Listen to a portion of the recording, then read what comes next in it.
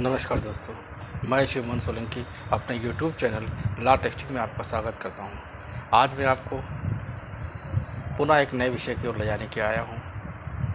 आज का विषय है कि मृतक व्यक्ति का विटनेस किस प्रकार से ट्रायल में कराया जाता है। तो आइए इस प्रक्रिया को समझने का प्रयास करें। इस प्रक्रिया के बारे में साक्ष्य अधिनियम 1872 के धारा 32 और 33 में चर्चा की गई है।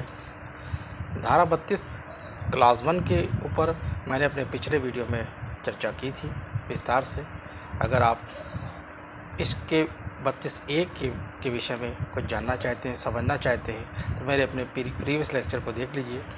इसके विषय में मैं डिस्क्रिप्शन बॉक्स में इसका डिटेल डाल दूँगा, प्लेलिस्ट का पूरा डिटेल डाल दूँगा। इसके अलावा यदि आप मुझसे किसी तरह की अन्य सलाह भी चाहते हैं तो उसके लिए मेरा मोबाइल नंबर डिस्क्रिप्शन बॉक्स में पड़ा रहेगा। इससे पहले कि मैं अपना वीडियो शुरू करूं, मैं आपको थोड़ा सा एक निवेदन ये करना चाहता हूं। यदि आपको मेरा लेक्चर समझ में आता है तो कृपया इसे लाइक करें, सब्सक्राइब करें, शेयर करें, कमेंट करें, क्योंकि ये बहुत आवश्यक है। आइए आपको ले चलते हैं धारा 32 साक्ष्य अधिनियम 1972 के क्लास 2 के ऊपर। धारा 32 क्लास 2 इस सिद्धांत पर आधारित है कि हर प्रकार की कुटिल हेतुओं के अभाव में ये अवधारणा करना न्यायानुमत या उचित है कि कारोबार के समान अनुक्रम में की गई प्रविष्टियां सत्य या निर्दोष होती हैं। इस खंड के अधीन ऐसा साक्ष्य प्रस्तुत करने वाले पक्षकार को ये साबित करना होगा: नंबर 1 कि घोषणाकर्ता उपरोक्त चारों कारणों में से किसी एक के अधीन है। दूसरा, यदि कथन लिखित है तो घोषणाकर्ता की हस्तलिपि की प्रमाणित किया जाना चाहिए। यह भी प्रमाणित होना चाहिए कि प्रविष्टियां समान कारोबार के अनुक्रम में किया गया है। इस विषय पर प्राइस बनाम टारगेटन 1703 का वाद महत्वपूर्ण है। अब धारा 32 के खंड 3 के ऊपर चलते हैं, जहाँ पर यह बताया गया है कि अपने हित के विरुद्ध कथन को सुसंगत घोषित करना। ये खंड उपयोग 4 प्रकार के व्यक्तियों द्वारा किए गए कथन को ग्राह्य बनाती है, जबकि वे कथन करने वाले धन संबंधी हित के विरुद्ध हों, या उसके संपातिक हित के विरुद्ध हों, या उसके दांडिक हित के विरुद्ध हों, या उसके सिविल हित के विरुद्ध हों। ये 4 कोटियों की चर्चा की गई है। ये 4 कोटियाँ वही हैं जो धारा 32 के क्लास 1 में मेरे द्वारा पिछले लेक्चर में बताई गई थी। यह खंड इस सिद्धांत पर आधारित है कि सामान्यतः किसी व्यक्ति से ये उम्मीद नहीं की जा सकती है कि वह कोई कथन, जब तक कि वह सत्य न हो, अपने हित के विरुद्ध देगा, क्योंकि आत्महित मनुष्य को अपने हित के विरुद्ध कथन करने में सावधानी बरतने को प्रेरित करती है। धारा 32 के खंड 4 लोक अधिकार या रूढ़ि के बारे में है।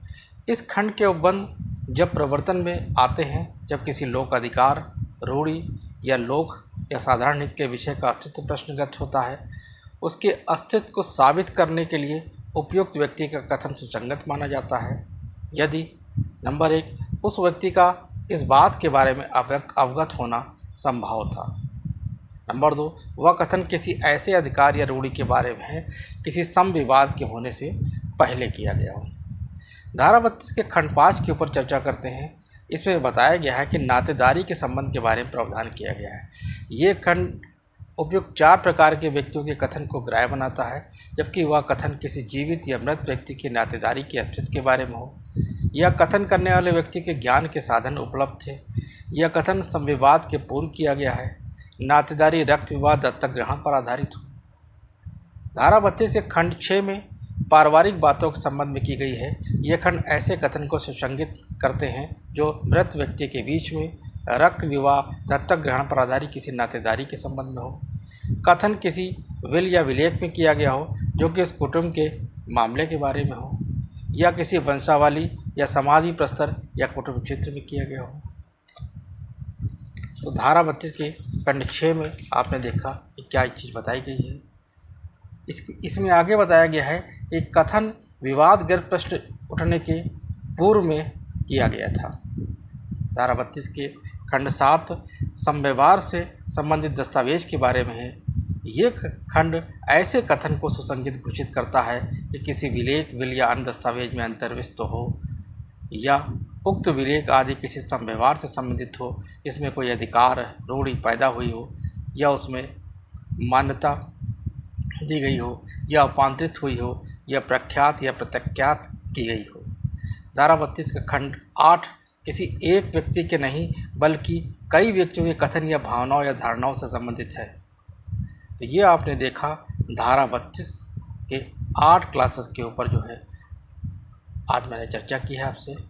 अब आइए हम आपको धारा 33 की ओर ले चलते हैं। धारा 33 पूर्व कथनों की सुसंगति के बारे में है। इस धारा के अंतर्गत जो साक्ष्य पहले हो चुका है वह उस विषय की सत्यता को साबित करने के लिए वाद के वादों में भी सुसंगत होगा, बाद के वादों में भी सुसंगत होगा।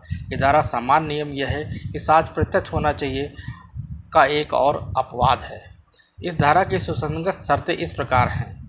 किसी साक्ष्य द्वारा किसी न्यायिक कार्यवाही में या विधि द्वारा उसे लेने के लिए प्रतिकर किसी व्यक्ति के समक्ष दिया गया साक्ष्य किसी पश्चातवर्ती कार्रवाई में या कार्रवाई के बाद किसी भी प्रक्रम पर सुसंगत है, क्योंकि जबकि वह साक्षी मर गया हो, वह मिल नहीं सकता, वह साक्ष्य देने में असमर्थ है या प्रतिपक्षी द्वारा पहुंच से बाहर कर दिया गया है या उसकी उपस्थिति युक्त विलंब या व्यय के बिना अभी प्राप्त नहीं की जा सकती है। लेकिन ऐसा साक्ष्य केवल तभी ग्राह्य होगा जब पूर्व की कार्रवाइयाँ उन्हीं के पक्षकार या उनके हित प्रतिनिधियों के बीच में हुई हो।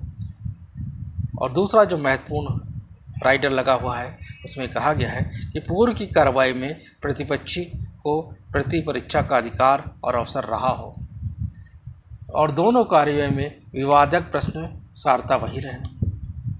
धारा 33 के साथ दिया गया स्पष्टीकरण दांडिक कार्रवाई में दिए गए परिसाक्ष्य को अभियुक्त और प्रवादी के बीच में पश्चातवर्ती किसी अन्य कार्रवाई में उपभोग करना वैध करता है। किसी अन्य अवसर पर दिया गया साक्ष्य ग्राह्य है। धारा 155 के दिन किसी साक्षी का खंडन करने के लिए या धारा 157 के दिन उसके साक्ष्य की संपुष्टि करने के लिए। धारा 32 एवं धारा 33 धारा 158 के बंधों के अधीन है, अर्थात जब किसी साक्षी का पूर्व में दिया गया कथन या धारा 32 या 33 के अंतर्गत प्रयोग किया गया है तो वह साक्षी द्वारा दिए गए अन्य कथन धारा 158 के आधार पर उस साक्षी को प्रत्याख्यान करने हेतु प्रयोग किया जा सकता है। मानो वह साक्षी न्यायालय में उपस्थित था, उसका उस पूर्व कथन के बारे में प्रति परीक्षण हुआ था, उसके प्रश्न पूछने पर उसके अंदर वर्णित तथ्यों को प्रत्याख्यान किया था। धारा 32 में 4 प्रकार के व्यक्ति वर्णित हैं, जबकि धारा 33 में एक प्रकार के और व्यक्ति जोड़ दिया गया है, वह व्यक्ति जिसने प्रतिपक्षी ने पहुँच के बाहर कर दिया गया हो।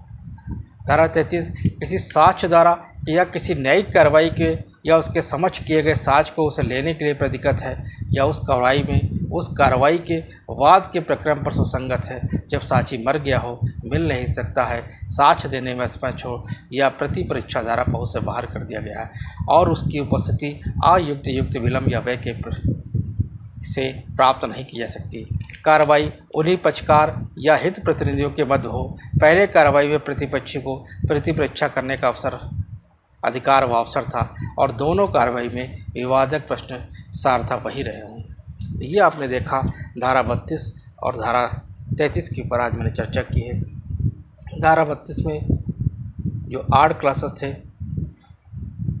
उनके ऊपर आज चर्चा की गई है। धारा 32(1) के ऊपर मैंने अपने प्रीवियस लेक्चर में चर्चा की गई थी। धारा 33 की खास बात सिर्फ ये है कि इसमें धारा 32 में 4 प्रकार की कोटियों की चर्चा की गई थी, इसमें 5 प्रकार की कोटियाँ हैं और धारा 33 का साक्ष्य तभी इम्पॉर्टेंट होगा जब वो साक्षी मर गया हो या मिल नहीं सकता हो या साक्ष्य देने में असमर्थ हो या प्रतिपक्षी द्वारा पहुँच से बाहर कर दिया गया हो या उसकी उपस्थिति अयुक्त विलंब या व्यय के बिना वे प्राप्त नहीं कर सकती है।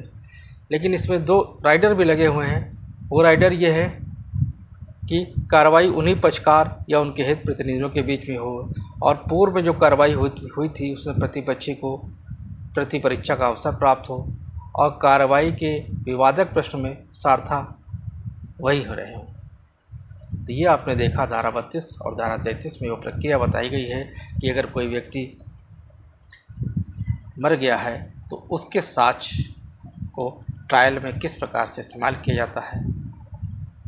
यदि आपको मेरा लेक्चर समझ में आता है तो कृपया इसे लाइक करें, सब्सक्राइब करें, शेयर करें। जय हिंद, जय भारत।